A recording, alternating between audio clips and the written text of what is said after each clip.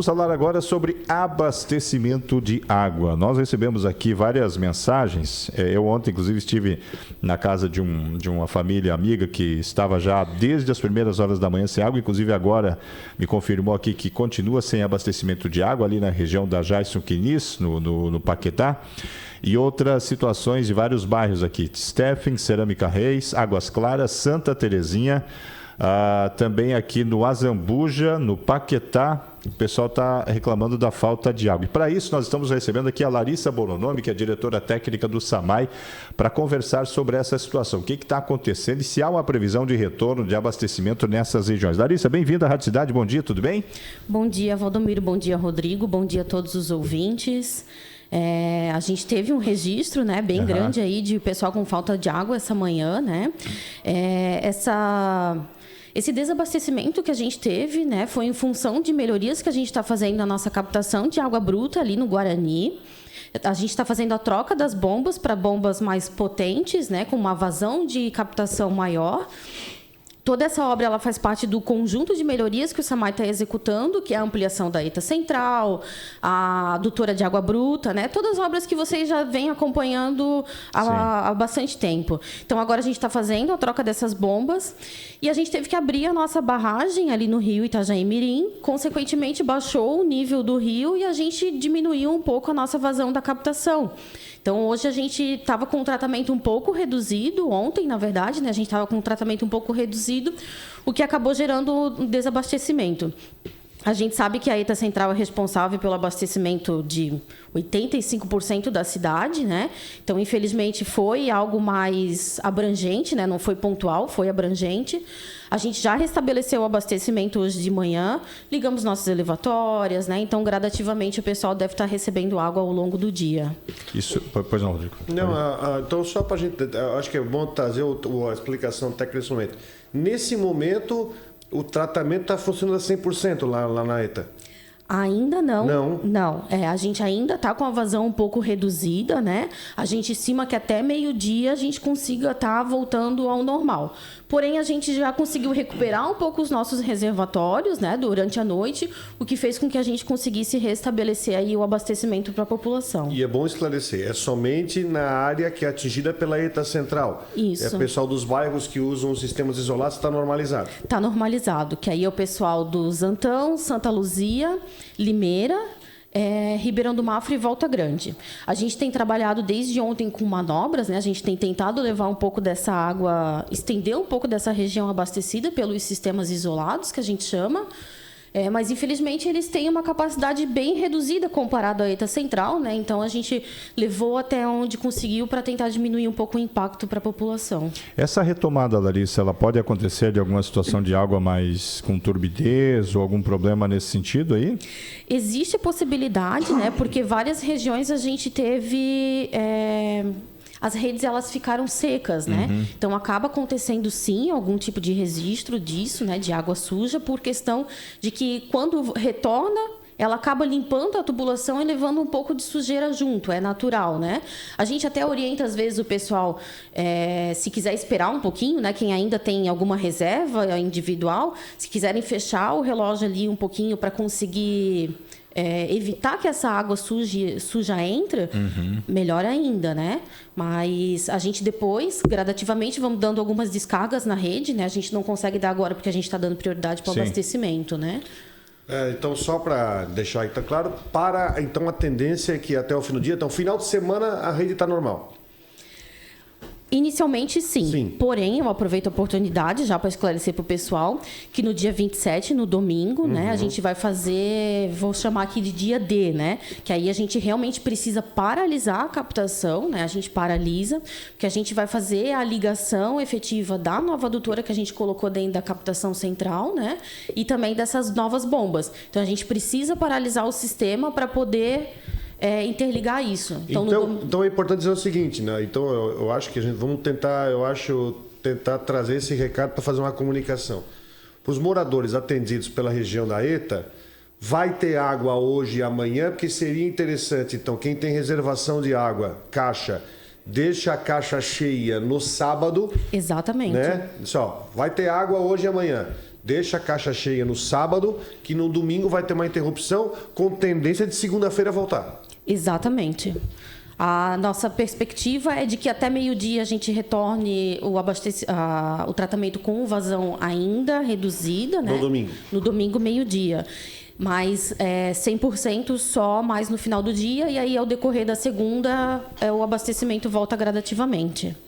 Do ponto de vista técnico, não se tem uma condição de fazer esse serviço com menor impacto, Larissa? Eu digo no seguinte sentido, porque tem casos aí de lugares que está já 24 horas sem água, né? E há uma perspectiva aí de meio-dia, eu diria, vamos botar até o final da tarde, né? Ou seja, dá quase 48 horas. Não tem como esse serviço ter um impacto menor de tempo, ou seja, ele ser feito num curto espaço de tempo para que fique o mínimo possível sem abastecimento? A gente os nossos técnicos, né, eles estão trabalhando o máximo possível para que esse impacto seja mínimo, mas infelizmente é um impacto que ocorre, né? Principalmente em regiões mais altas, né, que sempre são as regiões mais afetadas, porque são as últimas regiões que recebem água. A gente tem tentado realmente fazer o mais rápido possível a obra, né, com o mínimo de impacto à população, mas infelizmente impacto zero.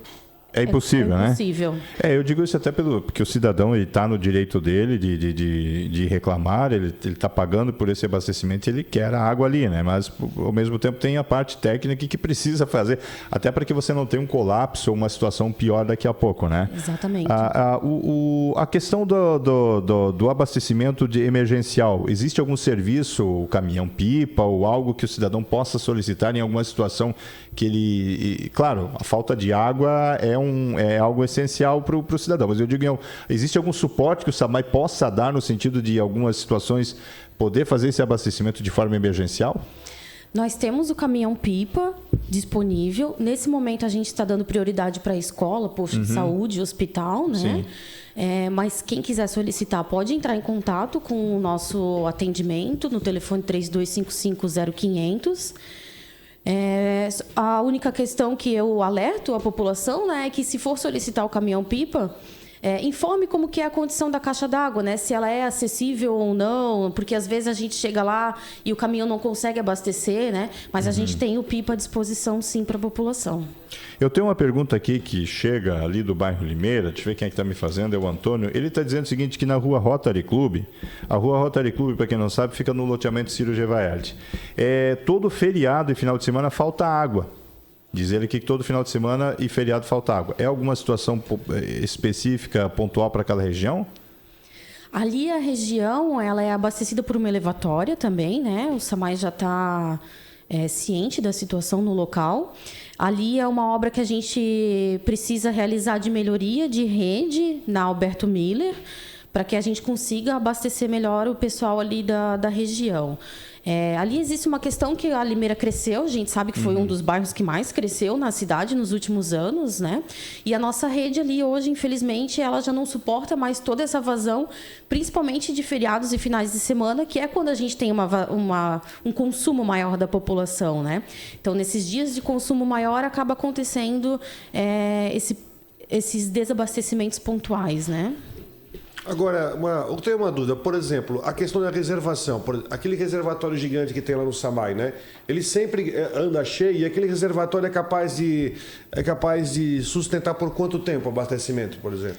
Se a gente estiver com ele totalmente cheio e o abastecimento, digamos assim, todo aberto, né? Vamos colocar dessa forma, a população toda sendo atendida, ele tende a estar mais ou menos umas 12 horas, assim, o abastecimento, né?